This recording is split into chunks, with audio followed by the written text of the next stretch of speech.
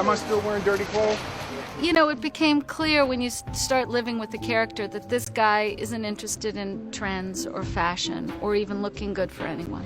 Listen, I'll put on whatever you want. He's completely uninterested in fitting into society. That was something that the clothes should say the minute you meet him. But you know, if you lived forever, you wouldn't care about clothes. They would become so superficial, something you just kind of did but barely. Until they start falling off you, they're good. And then whatever eagle we put on there, it's got to match the eagle that we put on his old hat. Why do you have an eagle on your hat? Pete wanted an obsession with eagles. So he has a little eagle necklace. He's got it on his hat. He's got it in some of the prints of his clothes. He wanted it to be a real tough flying creature. This is the best one. This is the best one. You know, we can talk about it and the prep stage of the film and look at a bunch of reference photos and anything else we can to inspire us visually. And then we go. Pete was pretty adamant from the beginning about Hancock not wearing spandex. And no cape. No cape, no spandex. So no underwear on the outside of the tights. I like that it's sort of abstract. There's a bird, but it's not screaming at you. We can make it screaming at you, too. Yeah, the superhero suits, I think, always take a little, longer. I think you come up with a concept. I tried only to hint at it. I didn't try to nail it down too much because I figured no matter what I came up with on the page, there'd be a very talented costume designer who would come up with something way better than anything I could figure out. Touch of red going around. You know what I mean? Just black with it. And then you turn them around and it's boom. I mean, this would be good, man. I think Pete and Will and everybody talked about having some kind of a leather suit in a darker color. So, we started out with some black samples and some dark blue samples. Once you sort of settle on what the look is and the texture and the matte versus shiny, and then you can get into the sculpting and the shape of it, and you make some prototypes, and eventually you put the detail on it, which was the eagle, and it's a bit of a process. So it takes several months to get that figured out. That part of the process was important. A lot of that, I will say, Michael and Pete had a lot to do with the costume. We wanted it to be what we wanted to see. And what we want to see, what I'm attracted to see, is things that break the mold, that are new. We were trying to find a superhero suit for Will that was superhero-y, but not too flashy. When they call, a hero's what we're going to give them. How are we going to do that, Ray?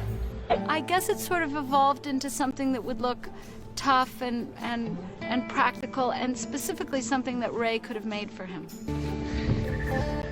For when they call. Ray, who really believes in his client with all of his heart and soul, is having Taylor make this suit for Hancock. I ain't wearing that, Ray. Yes, you are. Out of his love for his client, trying to make him lovable. I will fight crime butt-ass naked before I fight it in that, Ray. You have fought naked. We've got that. That's on YouTube. Ray convinces me to wear a costume. A little superhero, something clingy. It's not spandex, it's form fit, and there's a difference. Because, again, it's Will Smith, and let's not waste the money on not seeing the body.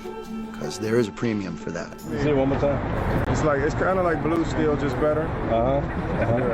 He convinces me that people need to see you in a costume. A police officer wears a police outfit. A doctor wears a doctor's coat. What it is that shows people your commitment to your job. And so I put this thing on. What?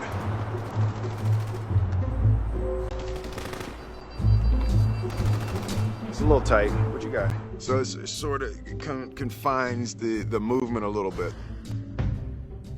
I thought that a superhero who's moving so quickly should probably be dressed head to toe in caution yellow. I mean, he's a menace, really. But we compromised, and it's just a little caution yellow detail. I think something that caught us all by surprise is the number of costumes that Hancock wears in this movie. He doesn't have just a cape and tights. He goes out and performs his heroic actions in whatever he's wearing, whether it's the hoodie and the shorts, a pullover poncho, a suit jacket and slacks. So suddenly, what I think surprised everyone is now we have 9 different costumes that we have to build for this guy, not just the one that a normal superhero has. Kids, soft focus, dirty, filthy, all the way over onto them. Pete has created this kind of super saturation of color, which you can see in the actual film. There's a kind of very naturalistic shooting tone that he's using, very handheld, which then marries a kind of slightly hyperbolic color saturation. It's a really interesting look. And so the costumes are sort of designed to try to fit in that world. I've never seen a film like Hancock kind of shot in that style. Ray, what happened to the car? Charlize is trying to fit into her world, certainly not look homeless, and look like she was a good mother. You like meatballs? No, honey, I'm sure Ian has a lot of stuff he needs to go. She wants clothes to say something about her, but something very different. And that style worked so incredibly well for her. We tried to give her a super classic look that sort of isn't about nothing that's fashiony. So what you're really seeing is her character and who she is instead of getting distracted by her handbag. Putting together a superhero suit. Didn't plan for this.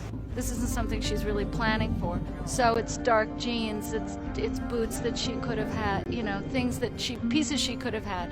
A black t-shirt. Really, it's very simple, you know. There's nothing to it, really. Reset one more time. She doesn't have a costume, she just has a superhero look. So, yeah, there was a lot of talk about sort of how much is too much. Obviously, very intentional change. Her hair changes, the makeup changes, the outfit changes. All of a sudden, she's in 4-inch heels. You know, I mean, this isn't the girl in the hippie sandals anymore. Hi, honey. Breakfast?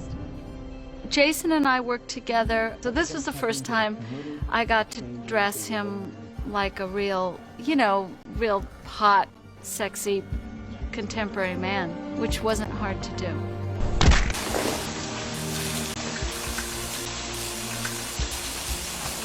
Peter wanted red to always have some red.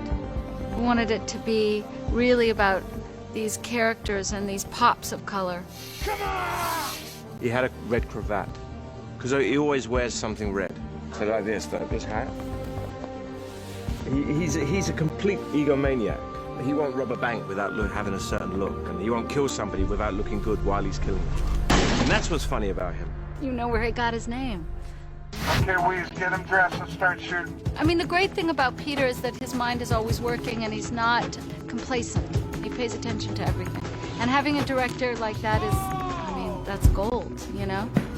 Ooh, child, what's happening?